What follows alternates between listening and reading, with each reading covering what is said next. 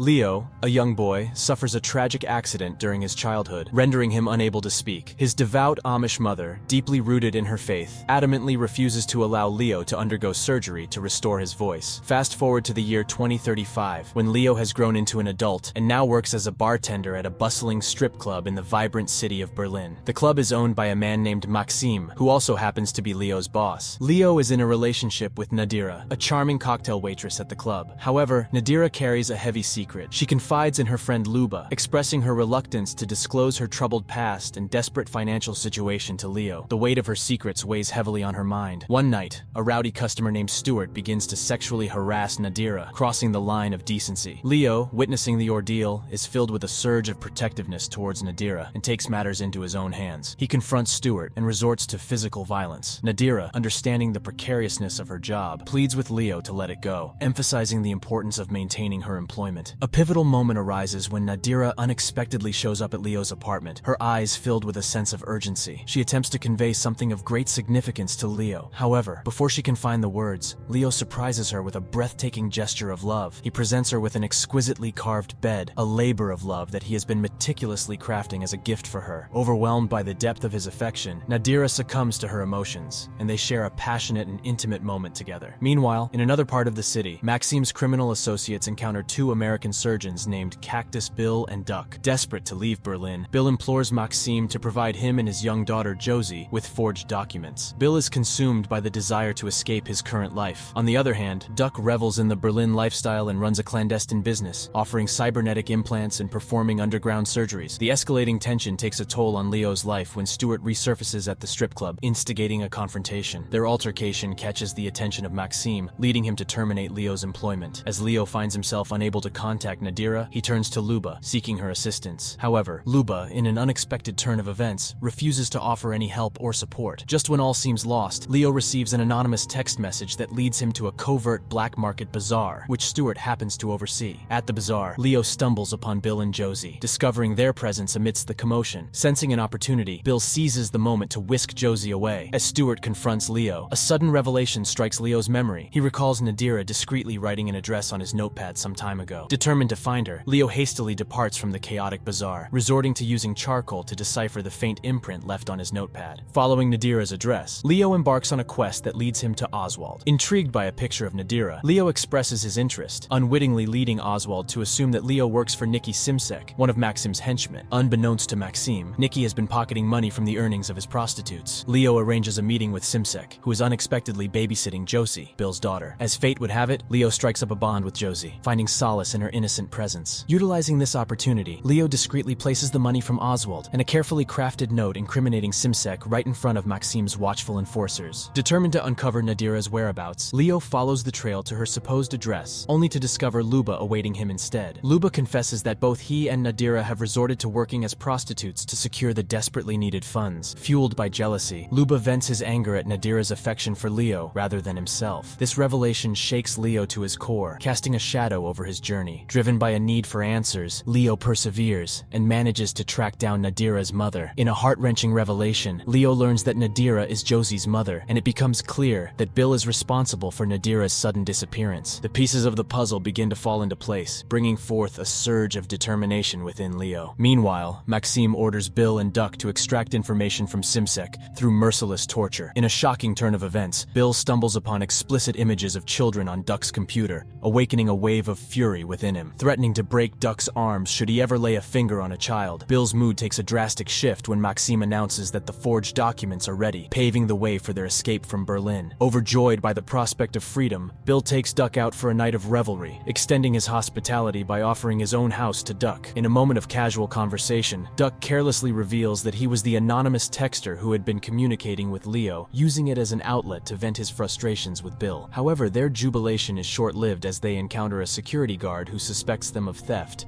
When the situation escalates, Bill threatens the guard's life, but Duck intervenes, attempting to defuse the tension. In a fit of rage, Bill strikes Duck, further fracturing their already strained partnership. Disheartened by Bill's callous behavior, Duck secretly sends Leo a text revealing Bill's location. Empowered by a newfound resolve, Leo harnesses the support beam from the bed he so meticulously crafted. Armed with this makeshift weapon, he confronts Maksim and his henchmen, unleashing a wave of retribution upon them. Leo emerges victorious, seizing the opportunity to claim the hard-earned forged documents that will ultimately alter his destiny. Armed with these documents, Bill moves forward on his quest to find Nadira, however. What he finds is something far more horrifying than what he had expected. Inside Bill's house, Leo is confronted with a grisly scene. He discovers a severely injured Simsek, and to his horror, Nadira's lifeless body concealed in a bag. She had been mercilessly murdered by Bill. Consumed by rage and grief, Leo exacts his revenge, swiftly dispatching Simsek. However, Bill refuses to relent. He launches a ferocious attack on Leo, seeking to eliminate the one who has crossed his path. But fate takes an unexpected turn. In a desperate struggle, Leo manages to impale Bill on his own knife, putting an end to Bill's reign of violence. Amidst this chaos, Duck arrives at the scene. Instead of offering aid or calling for medical assistance, he callously disregards Bill's critical condition. Taking advantage of the situation, Duck positions the surveillance camera installed in Josie's room, directing its focus on Bill's face. With cruel intention, he taunts Bill, hinting at the unspeakable acts he plans to subject Josie to in the future. While Leo remains unconscious, Duck seizes the opportunity to assert his dominance further. He implants an electro-larynx into Leo's throat, granting him the ability to hear Leo apologize for the killing of Bill. However, Leo refuses to succumb to Duck's demands, steadfastly rejecting any notion of remorse. Undeterred by Leo's defiance, Duck takes him to the very bridge captured in the sole photograph Leo possesses of Nadira. Standing at the precipice, Leo remains resolute, refusing to offer the apology Duck seeks. Summoning courage, Leo takes a deep breath, and with a forceful act, plunges both himself and Duck into the cold depths of the water below. As the waters close in around them, Duck meets his demise, succumbing to the unforgiving currents. In a moment of clarity, Leo manages to shout a warning to Josie, cautioning her against approaching the treacherous edge of the bridge. With their lives spared, Leo ensures Josie's safety, promising to take her to her maternal grandmother, a sanctuary where she will find solace and protection. Time passes, wounds heal, and Leo finds himself seated in a peaceful restaurant alongside Josie. The scars of their harrowing experiences gradually fade, replaced by newfound hope and tranquility. Together, they engage in a quiet activity, drawing pictures that reflect their shared journey and the bond they have forged. Click on one of the videos on your screen right now.